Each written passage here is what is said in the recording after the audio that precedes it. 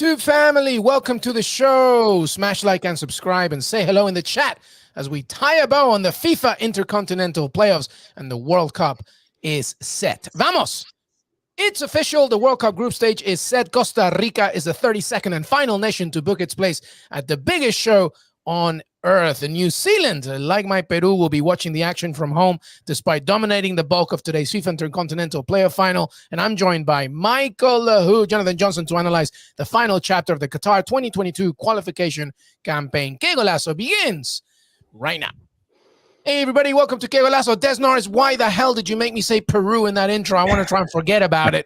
But we're finalizing everything here as Costa Rica is a 32nd team to make the World Cup. Michael Lahoud, how are you, buddy?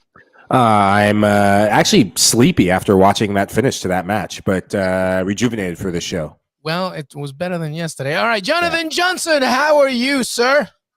Hey there, guys. Doing very well, thanks. Nice and recharged after a bit of time away. So, pretty, mixed to be back, I guess. JJ, well, I saw your photos. You were living large. Yeah, of course he's mixed. He was having a good time vacationing. I feel you, brother. I feel you had a good time and you want to keep on rolling. Trust me, I can't echo that enough. But hey, it's good to see you. The workhorse that you are, of course. I'm glad that you had a good time. And Michael Lahoud in the house as well. Welcome, everybody. Costa Rica, they win 1-0 against New Zealand. A little bit of controversy, of course, as VAR had to step in, of course, on a disallowed goal from a New Zealand perspective. The physical New Zealand, the hard-working New Zealand wasn't enough as Keylor Navas and co become the 32nd nation. And now we have the World Cup. It's all set, of course.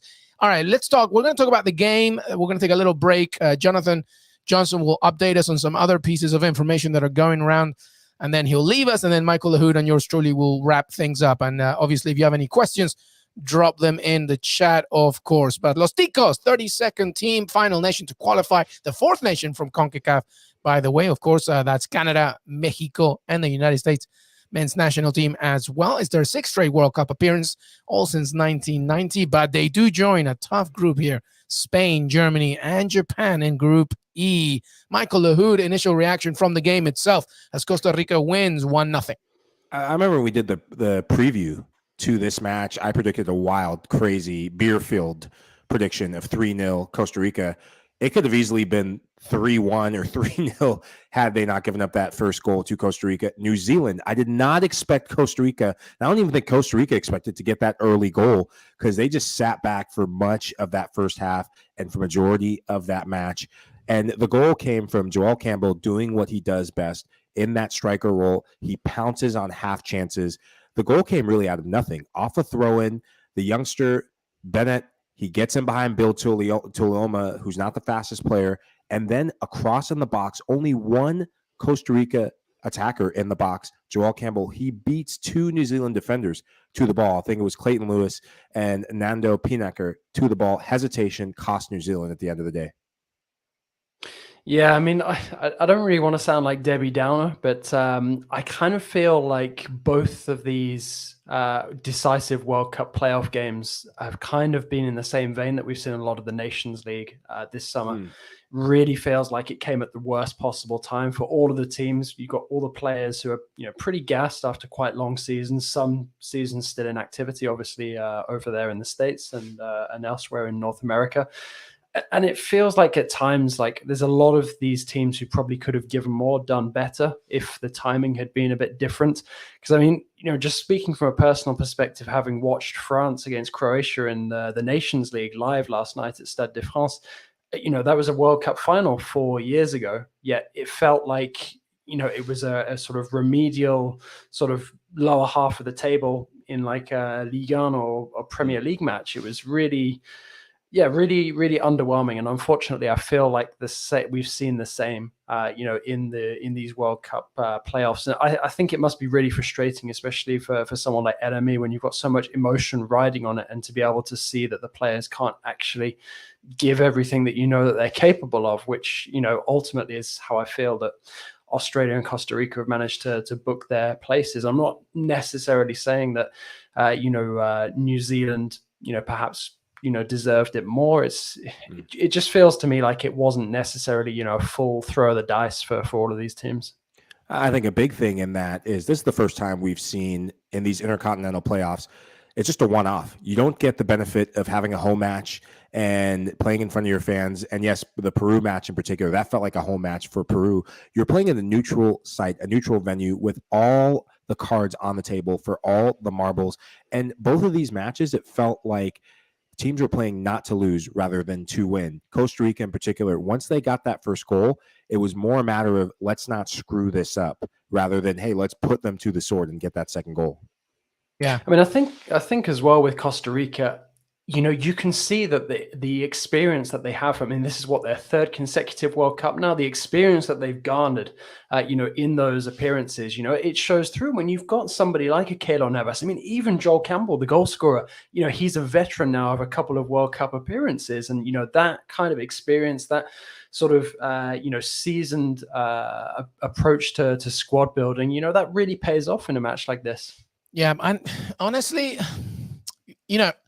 going to Doha for this, I get it. It's like that's where the World Cup's going to be. But obviously, it also counters the point of why they didn't want it in the summer in the first place. But okay, these two teams who are trying to make it, or these four teams, I'm sorry, that are trying to make it, it doesn't matter. Let's throw them in. And it's a lot, to your point, Jonathan Johnson. All these players that traveling back and forth. I mean, Peru, had to train in Lima. Then they had to go to Barcelona. Then they have to go to Qatar. Australia had to play a game against United Arab Emirates before that. Like, it's a lot. Okay. So to your point about not being a Debbie Downer, we do have to talk about the realism of everything, which is like, it's so many games. I know we're going to talk about the Nations League in a second, but it's a lot of matches after a grueling, tiring domestic cup campaign. So I don't want to take anything away from Costa Rica, because well done. Amazing to see them once again at the World Cup. I'm glad to see another Latin American nation in there. And of course, a fourth CONCACAF nation. That's really fantastic, especially after the emergence of Canada, the United States men's national team, and Mexico as well. So that's great. But, there is something to be said about just how much you have to do in order to just continue as a player, not just physically, but mentally as well. Yeah, let's talk about that, Rafa Cardenas. Let's talk about the game itself for a second, Jonathan Johnson. Very quickly, that disallowed goal. Costa Rica did everything I wanted Peru to do. They just were aggressive, direct, let's hit them quick, and that's exactly what happened. They went 1-0 up, but New Zealand equalized, or so they thought, and then the ref had to look at it, and it was a foul, apparently, from a New Zealand perspective, leading up to the Chris Wood goal. What did you make of that, Jonathan Johnson?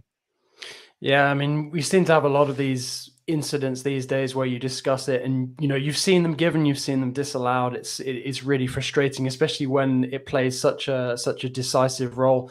But going back to your point as well, I think that Costa Rica, they knew exactly what they needed to do in this game, and they just about managed to see it out. Sometimes fortune favors the brave, or those who are at least best equipped to deal with the scenario as it unfolds. And they knew exactly what they needed. Maybe that's just a lifetime of being an underdog, certainly in World Cup terms.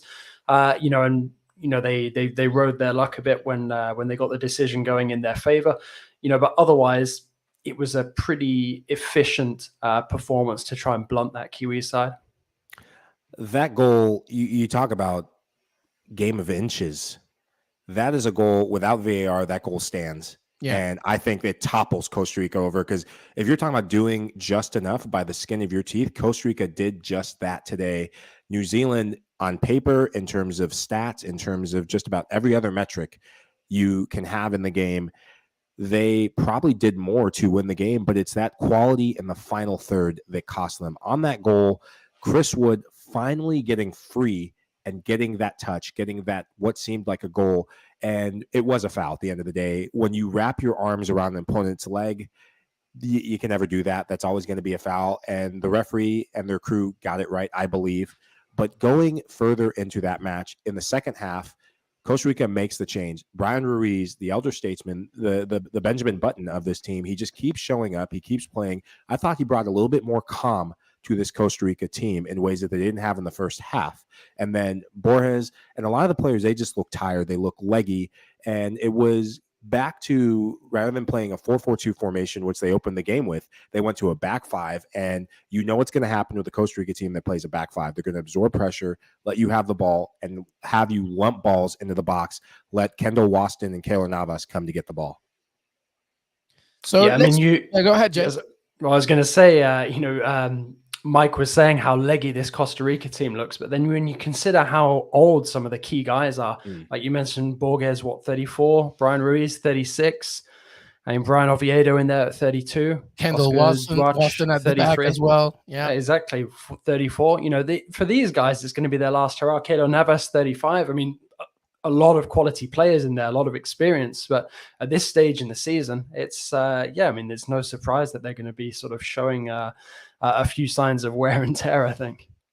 Yeah, absolutely right. But hey, they got that victory. They're at the World Cup. Very quickly, by the way, about their chances at the World Cup. By the way, Spain, Japan, Germany, Group E. This is not going to be easy. I mean, to be honest, as we talk about these games, by the way, and these teams, it's June, okay? The World Cup is in November, and I think like our minds are instinctively thinking that the World Cup begins next week. It doesn't. There's still like a beginning of a season to kick off before the World Cup even gets going. But Michael Lahoud, their chances at this in this group, it's going to be difficult, surely. Oh man, if I'm the head of the federation, you celebrate the World Cup as if it's happening now. This is the biggest win that they're going to have, and maybe the only win that they have heading to Qatar. I'll put it this way. I would head to Uber or Lyft and just fast forward the pickup from the airport for the entire team after the third game, because there's no chance. They have no chance. I'm saying that nicely. They have no chance. And Japan's good too, by the way. Oh, Japan, they find a way to get to the knockout round. They don't sleep on the Japanese. Well, look at this, though, Michael. And JJ, you jump in after Mike. But Gerardo Lopez says Costa Rica finishing second in their World Cup group. Really? Germany and Spain. Wow, Gerardo. I want to ask where you're from, Gerardo. That's what I want to know. Mike, what do you think about that? Well, we've seen Costa Rica do the unthinkable in Brazil. Yeah, that's true. Did the unthinkable. But these guys were 10 years younger. Yeah. They had less stubble on their face, much more youth, much more guile and zest.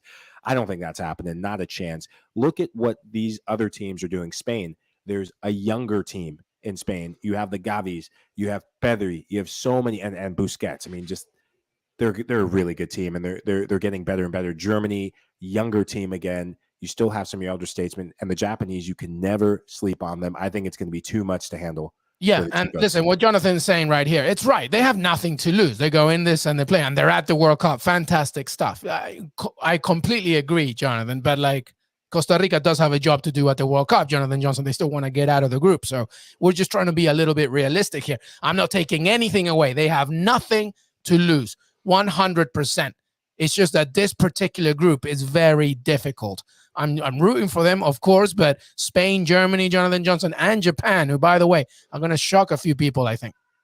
Yeah, it's hugely difficult. I mean, I think maybe if I'm looking at things from like a glass half full, instead of being the Debbie Downer for a moment, it's when you look at the experience Costa Rica has up against teams like Germany and Spain that are going through a bit of a youthful revolution. I mean, Japan as well, if they call upon a lot of the players that were at the Olympics, Costa Rica have them trumped, at least in terms of experience. And the thing is, Costa Rica will always be the underdogs in a World Cup group. We've seen that in the past few editions. And when teams underestimate them, that experience shows through, and they can be difficult opponents. And I think if the objective is for Costa Rica just to prove that they're no pushovers, they don't, get embarrassed against any of these teams, they can quite easily turn sort of a narrow loss into a draw. And perhaps keep things tight going into maybe the final round of matches. I'm not looking at the fixtures in order, so I don't know who they start off against. I think the biggest question mark is probably going to be Japan, because if it's the Japan side that we saw at the Olympics in bursts, I think that they can go far. But also, they have the potential to underwhelm on the international stage from time to time. They're a really mixed bag. Sometimes you get these crazy performances like we saw against Belgium in the 2018 World Cup, and then you get them really struggling along against a team that you'd expect them to beat. So Costa Rica, I mean, it might be a last hurrah for some of these experienced guys. And you don't want to be going up, in sort of like a one-off match scenario against a goalkeeper like a Keylor Navas, when you're trying to score. So, I mean, honestly, I think if Costa Rica can keep things tight defensively, they have the chance to avoid defeats against some of these teams. It's just difficult to see where too many of those goals are going to come from. And I think that Japan match will be absolutely crucial, whatever happens. I think it's going to depend on really a handful of players. Keylor Navas, I'm glad you named him. He will have to be up for goalkeeper of the tournament, Golden Glove award to see them through. He'll have to play out of his mind. And really, this 1-0 scoreline, this is their recipe for success. If they can frustrate teams, they might even go to a back 6. Heck, put a back 19 to keep teams from scoring, because that's their only hope when they get in that group. And then in attack, though, realistically, Joel Campbell showing the stuff he's made of. You give him a half chance, he'll punish you. But also, Anthony Contreras, he is a young player that not many people give credit to in CONCACAF. If you've seen him play against the United States national team, he did score one of the 2 goals in that shock defeat in San Jose. He's a player that's up and coming, and he's a player that could have a surprise World Cup. Yep, 100%. But hey, Costa Rica are at the World Cup. They join Australia as well. And quickly, JJ, Australia, I mean, France, Denmark, of course, Tunisia. Thoughts on that? It's 3 of the 4 from 2018. Yeah, I mean, I honestly think that the team that France would be most worried about at the moment is Denmark. When you look at their results over the last 12 to 18 months, Denmark are one of the 2 or 3 teams that have beaten them over 90 minutes. In fact, I think it's only 2 teams that have beaten them over 90 minutes. I was writing about it yesterday, Croatia being the other one, and Switzerland needed extra time and penalties to beat them, obviously, at the Euro. Not very impressive from France so far. But I don't think that they will feel that worried coming up against this Australian side. It must be galling for ULME, because I don't feel an Australian side really that full of quality. Sure, I mean, Redmayne is a character, and you got to do what you got to do in that kind of situation and shit house it up when you're between the sticks. But it's honestly, I think. And by the way, FIFA came out with a ruling saying that a goalkeeper can't do that anymore. So thanks for saying it a day later, everybody. Yeah, of course they did. I think I saw something as well about it. Didn't he pick up he grabbed Pedro Gales's he stole them. Yeah. Hey, listen, actually, that's very Peruvian. So actually, take my hat off for that one. Actually, so no, listen, I'll just tell you this. I'm not going to go into a rant. I appreciate. I'm getting a lot of messages saying I'm sorry, and it's mainly because of Jonathan Johnson's point about how I'm not being biased here, but the Peruvian fan base, there is nothing like it. We go wherever they go, anywhere. You saw it in Russia. 12,000 appeared in Qatar. Like, I don't even know how we made that happen. I think some of them sold their grandmas, I think, but they made it happen. And so that's how much we wanted it. What I saw yesterday, and fair play to Australia, I absolutely tip my hat off. 100%. Okay. Australia did what they could do, and they got it, and they made it to the World Cup. But what I saw from Peru yesterday was the most unrecognizable performance from Peru that I've ever seen. Ever. Like, even when we got killed by Brazil in Copa America, I have never seen that kind of performance. Timid, shy, nobody wanted to step up. It was just ridiculous. And part of it is what JJ was saying about tired legs and stuff, but it was also just unrecognizable, unidentifiable from what I saw. And the moment it went to penalties, I'm like, we're not winning this. And it's not a blame on Pedro Galese. It's just, I just really, he was amazing. It's just, I really did not recognize what I saw yesterday. It was amazing. JJ, I know you wanted to jump. Yeah. Well, yeah, no, I was just going to say, it also feeds back into your point earlier where, it was kind of really illogical, the choice of the venue for these playoff games, because it's almost like it's challenging, right, the 2 teams that want it most to, show us and make it through somehow. And that's ultimately what we've got here with Australia and Costa Rica, having to not necessarily fight dirty, but, get into the mud a bit and, finally come out with the result between their teeth. That it's, I mean, it is galling, but I feel at this moment in time, it's, that will be an achievement for Australia, for them, considering where they're at with their generation of talent and sort of 100%. The lack of players coming through. It's that in itself is an achievement. 100%. For Costa Rica to be there once more with this golden generation of talent that they have, that's already like a success for both teams, I think. Yeah, well said, JJ. I think a couple of things for me. The fact that you had really the underdog teams. And Costa Rica, I wouldn't say we're the underdogs, but they definitely played like the underdogs through the course of 90 minutes. Really, the two teams you didn't expect to win coming out victorious. I wonder if that's going to end up being the tale of this World Cup, where a lot of the underdogs, because so many factors, where the matches are played, the fact that it's such a foreign place, never done before to be in the Middle East, just a lot of players, teams, federations being out of their comfort zones. If you'll see some of the unsung heroes of the World Cup and nations of the World Cup step up. And when I think about this group that Australia now find themselves in, it's, congrats to them. But if you're a France, if you're a Denmark, if you're Tunisia, you are breathing a sigh of relief that you're facing Australia instead of Peru, because Peru on their day, they're a team that are very scary. And, Luis telling me we were gutted for you on the show yesterday.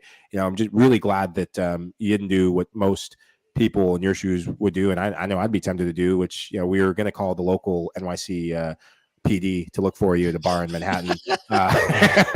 We were thinking of getting Jen on. Well, I told you it was my birthday as well, so I was drunk either way. But it wasn't good at all. I mean, yeah, it's tough. It's very difficult. But again, it's not because we lost, because we're used to losing. It's the manner and the way that we lost that really pisses me off. JJ, I know you had one final point about this. Yeah, I mean, the other thing that I'd say as well, when you're trying to look at these groups at the moment, and these teams that have now just made it in will be looking at their group, it's one thing to look at it right now based in the form that a lot of these teams are in. Because if you're looking at some of these big teams, you're looking at France, failing to win in 4 matches, England really struggling in their group as well. A lot of teams are going to be thinking, wow, maybe things won't be so bad. But also the timing of this World Cup, the players are going to be bang in form and in fitness. I mean, we're almost risking like a really leggy end of the season, but we had the prospect of this fantastic World Cup in terms of performance and the level of fitness that the players are going to be at, because it's mid-season. So some of these tougher teams, if they've got their act together, by the time World Cup swings around, are going to be even tougher to beat than they look on paper. Yeah, no, absolutely. A word of warning to everybody, though. It's June. And there's a long time for November, and this narrative can change a lot. But it's a very good point. And it's what we've said before on this show about this World Cup. The margin between like the favorites and sort of your second tier is the thinnest it's ever been, I think. So it'll be interesting to see how that pans out. All right, well, Jonathan Johnson has to leave us, of course. It's late for him. He is in Paris, but we have some French news, Jonathan Johnson. Talk about a Tuesday dump. What's the latest here with Bordeaux, who were relegated already from Ligue, and you thought, well, that would be it, but that's not the case. What's going on? Yeah, I'm just glad that the DNCG, which is the French footballing financial watchdog, let me enjoy the last few days of my holiday before absolutely setting fire to the French footballing landscape, where we've got Bordeaux, who were relegated on the pitch to Ligue 2, who have been provisionally relegated to the third tier, which is the semi-professional level in France because of their bad situation financially. They do have 7 days to appeal against that, and they already have stated that they will. But it's a really, really sticky situation. Bordeaux's finances have been really messy now for a couple of years. It was always going to be, a question of whether they could pass the financial exams if and when they got relegated, or it was more when. I think everyone accepted a few years ago it was probably going to happen. And Bordeaux have been lucky in a way as well, because they've been thrown a financial lifeline by Tchouameni's move to Real Madrid, which earned them a percentage. They could benefit further if Koundé moves from Sevilla at some point this summer. But there is a feeling as well that they almost based a lot of their survival strategy around that, given that Koundé's move has been delayed now by some minor surgery, and suddenly Bordeaux now don't have the money, or don't have this money that they expected to have. So we'll see how that plays out in the next week or so. But worrying times that we have them, potentially dropping down to the third tier. And then you've got Saint-Etienne, who are now part of an investigation into both them and Angers, with some potential wrongdoing from some French registered agents. So we'll see how that plays out. By the sounds of it, it relates to 3 transfers, possibly all between Saint-Etienne and Angers. I mean, I'll clear this up more once we know everything, that's all the finer details of it. But Saint-Etienne have confirmed that they were visited by the authorities. So, these are worrying times for French football. Two massive institutions of the domestic game, both already outside of the elite tier, and then suddenly getting involved in this kind of stuff. Saint-Etienne as well, it comes at a crucial time because you've got Blitzer trying to buy the club as well. So it is very, very, dark times for French football and some of the more traditional powers. But I guess on the bright side of things, you've got Kobe Henry moving from Orange County SC in USL to Stade de Reims for a record fee for the USL. So that's a bit of a positive, and I've got something coming up on that later this week. Well, let's hope they don't ruin him, right? The French football. Fingers crossed. I mean, to be honest, he's in a fantastic place for the champagne, at least. Yeah, exactly. I went to a wedding there, and it's amazing. I love it so much. It's well, Jonathan Johnson, fantastic stuff from you. Of course, don't forget to follow JJ at John_Le Gossip. I saw your pictures from your holiday. At least you had a good time, and now back to work. But hey, no rest for the wicked, Jonathan Johnson. Let's just keep hoping Villa gets some more key players this summer, and that'll make us happier, huh? Yeah, fingers crossed. I mean, I was lucky that not too much news broke while I was away.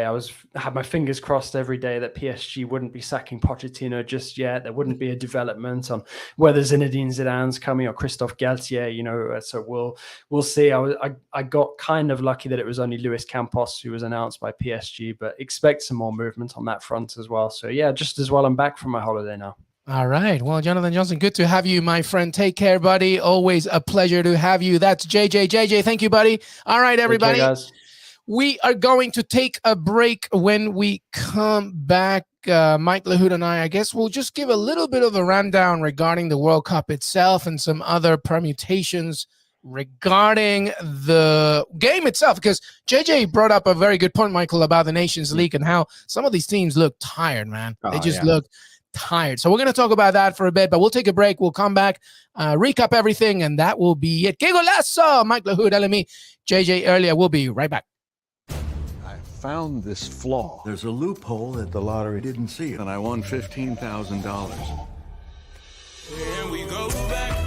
The more we bet, the better the odds. We're betting $500,000. Go big or go home. Are you guys drug dealers? We're professional lottery players. That isn't a thing. It is now. Jerry and Marge Go Large. Rated PG-13. What's up, everybody? Qué Golazo! Mike Lahoud, LME in the house. The 32 are set for the World Cup. Hey, Michael, real quick. We're always thinking about the power rankings at the World Cup. They're going to keep changing almost every week. I know that I'm going to go on HQ and give mine tomorrow morning.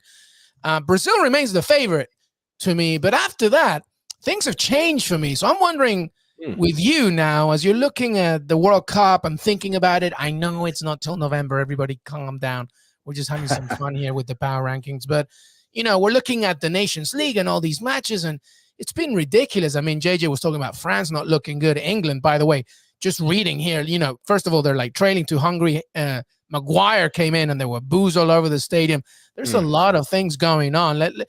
Your power rankings, World Cup right now, have they changed a little bit since everything first came out and we started discussing? I'm not really. I think because I put the asterisks on when these matches are being played, but in a way, who's your one? My one, Brazil. Okay, hands down. So we're in agreement there. Yeah. Okay. Two, Argentina. Two, Argentina, and I agree with you as well. I'm going to say that tomorrow night, and that's good for me because they were for who's third? Third, I've got a good feeling about them. Spain. Okay. And fourth? Yeah. Fourth, you know what? They didn't look great in their last match that they played against Wales, but Belgium. Yeah, because they'd killed Poland before that, right? They were like all over them. Yeah. So it hasn't changed. That's been the same for you the whole time? Yeah, just about. Well done, I would, yeah, just about consistency. Look, you got to know, like you said, you play the long game with some of these teams. Now, if they're playing these matches under normal circumstances, or where we're usually seeing them played, I mean, these guys, it's like survival of the fittest teams, the fittest players, and really the players who give a damn at this point are the ones who are going to win these matches. Hungary have way more to play for than the English players do after a grueling Premier League season. England's playing with a target on their back. You're going to see some teams take some lumps. France, there's so much competition in between that team. So many transfers happening with some of these French players. It's so hard to stay focused. I wouldn't look too much into these score lines. Now, if they're happening in September, watch out if you're a team that's getting beat. Yeah, you know what? I know I wouldn't look at, and everybody give me your power rankings, everybody watching. Your top 4, what do you think? We've got a few comments already coming in regarding their power rankings as well, but I would love to hear them because I'm going back and forth. Literally, as Michael was talking, I'm changing mine. Rafa thinks Spain, Brazil, England. Of course, England, man, England worries me. Not because of their talent, but Gareth Southgate. I get it. They went to the finals in Euro 2020. They actually did pretty well in Russia as well until they lost late on as well. But there's something about, I've always said this, England's biggest enemy is England themselves, and it's kind of showing that right now. But I'm looking at Germany right now, man. Ooh, the Germans. And Hansi Flick has them rocking. 5-1 against Italy right now. And Italy just got one because Germany thought they'd just chill for a second. So I might change mine. You want to hear mine? Yeah, Brazil. I was going to ask you, who are yours? Yeah, Brazil number one. Brazil number 1. I'm sorry. I've been sticking that for a long time. Okay. Argentina. My God, my only worry was Scaloni has never managed a World Cup. Throw that out the window. Doesn't matter. Like, he's ready. I think Argentina are number 2 for me. 3, I'm going to put Germany in there. Ooh. Wow. I'm telling you right now, Hansi Flick has got them rocking once again. And I know it's just June, and I know it's just Nations League, but they can only go up. They can only keep developing. They're not going to regress. That's the great thing about the Germans. They just keep learning and getting better and better. So they're my 3. And now I battle between England and France. Oh, geez. I forgot about the French in my rankings. Jeez. I know. And yes, learning videos by Nick Hill. By the way, if you want to learn videos by Nick Hill. So thank you very much for that video. But England will be ready. I agree, by the way. I think there's still a long way to go. But Gareth Southgate's management, he's a good manager. I'm not knocking him off. But they haven't won anything since 1966. The killer instinct worries me. Is that okay? Who do you have here? Is that Isaac? Apologies if I get it wrong. Eli Gardner. Brazil, Argentina. Yep, we're there. And a dark horse like Belgium, a dark old horse, right? Let's not forget they're a little aging, but their group kind of favors them, I think, as well. I'm not sure. Do we remember that group? I think it's is it Morocco, Canada, and Morocco. Is it Morocco? There's an African team there for sure. It's Morocco, is it? And Croatia. Yeah. Okay. Well, Croatia. I mean, they're tricky customers. Yeah.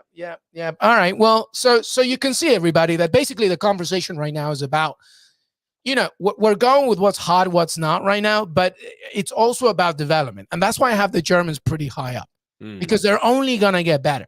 They're only going to improve, and Hansi Flick is a very good manager, and I actually think he's made for international football. So I've got them a little higher up. So the battle is between who is going to learn from their mistakes, Didier Deschamps and France or Gareth Southgate and England. And at this point, I don't know. I'll probably go with France right now. I want to go with England because they're my second team. Obviously, I have a soft spot for them. But Gareth Southgate's limitations, I tweeted it once. I said that Gareth Southgate manages like how he used to play. Very smart. Very reactive defender, sort of sees the pitch, but that's it. There's no gambling. There's no adventurous thinking. Yeah. There's no gung-ho-ish, sort of like that grit. And that England doesn't have that. A lot of pretty patterns, a lot of talent, but where is your killer instinct?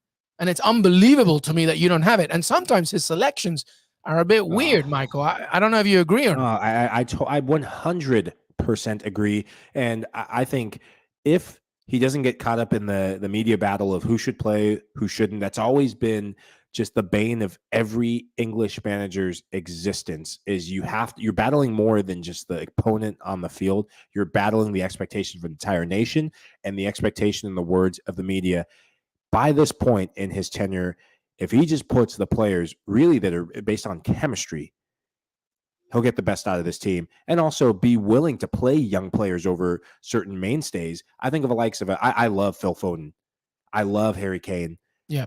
Look at what that combination looks like. And don't just put players on the field to get your best players on. That can oftentimes only get you so far. Chemistry at the end of the day goes further than just a bunch of individuals on the 11.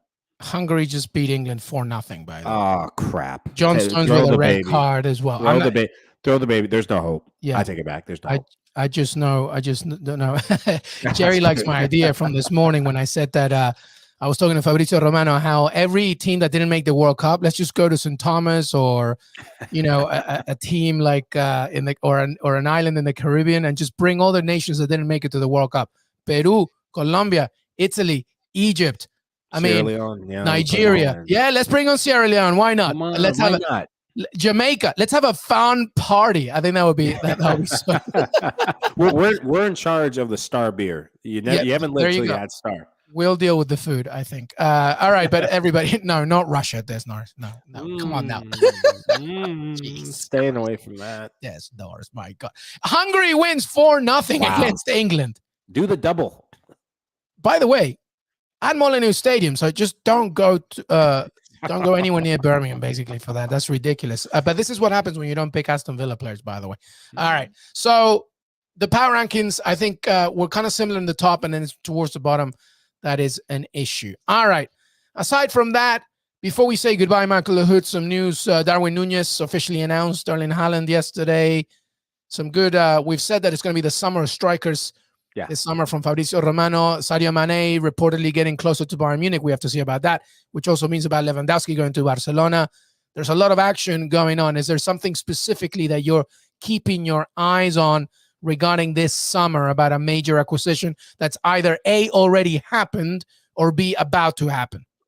I'm keeping an eye on some of the players that haven't been announced yet because of one, they're thinking about their families. I'm thinking of Angel Di Maria. Mm-hmm. He could be a massive hit. He still has plenty of football in his left boot in Europe. And there's talk about maybe a potential return to Argentina. He's waiting to see what his family says. I expect him to stay in Italy. It'll be a big loss for European football if he goes back to Argentina. Big win for domestic football if he returns. Marcelo as well. On his day, the Brazilian left back, when he's not at the beach barbecuing it up or at his house, he's a baller. And I'd love to see him really close out his individual career in style somewhere else outside of Madrid. It'll be weird to see him in different colors. But, at the end of the day, the story is all about the strikers. Once one domino falls, the rest start to fall into place. The fact that Haaland and Nunez are already set out their stalls. Mane, I do not expect him to stay at Liverpool now. The fact that they brought in Nunez. And it'll be interesting to see what happens. Should we see Lewandowski at Barcelona, just players playing in different leagues? It's going to be an exciting summer. Yeah, the latest is that Bayern Munich made a third bid, so they're dealing there for Sadio Mane. And Sadio Mane, don't forget, played for Borussia Dortmund, so he likes life in Germany reportedly as well. And then Lewandowski, personal terms have already been settled with Barcelona. It's just about agreeing the finances, and we know that that's a big, tall order for, of course, Barcelona. All right, well, listen, everybody, that was it. That was our show. Thank you so much for being part of the family. We're on TikTok now, by the way, Michael Lahoud. Did you know? All the kids need to know we're on TikTok now. And apologies, Mane played for Leipzig. Yeah, I was about to say, I don't remember Dortmund. Thank you for the correction, Des Norris. I don't want anybody to yell at me. I don't need it this week. That's for damn sure. But we're on TikTok, Michael Lahoud. How cool is that? Oh, it's awesome. That means my youngest brother is probably going to be tuned in anytime now. He's a TikTok king. At Qué Golazo Pod, the first video was Fabrizio Romano talking about Gaga Slonina and how Chelsea's reportedly leading the race in that one, which is intriguing as well. But we're on TikTok as well. We got plenty of YouTube action as well. More World Cup content will come your way. And by the way, later this week, we will be discussing the cities that are selected for the World Cup in 2026. That's going to be massive, very, very big. So stay tuned for that. At Mike Lahoud, at Miguel Echegaray. Mike, before we say goodbye, final thoughts, buddy? Oh, man, it's been one heck of an international break. I've loved every second of it, and there's still some games left. I think of CONCACAF in particular. The Nations League is the league that never ends. It's like the never-ending story. Remember that movie? I used to love that movie. Don't really love the fact that Nations League still keeps going on. Can't wait for these players to get a break, but the international break has definitely not failed to deliver. Yeah, absolutely right. Michael Lahoud, thank you so much. Miguel Echegaray, don't forget to follow us, Qué Golazo Pod on Twitter, youtube.com/Qué Golazo. We're already at 12.2 subscribers. Let's keep that growing. We're on TikTok as well. We're taking over, baby. Qué Golazo never stops. So make sure to keep on following, spread the word, like, and subscribe. Have a great rest of your week, and we will see you next time. Till then.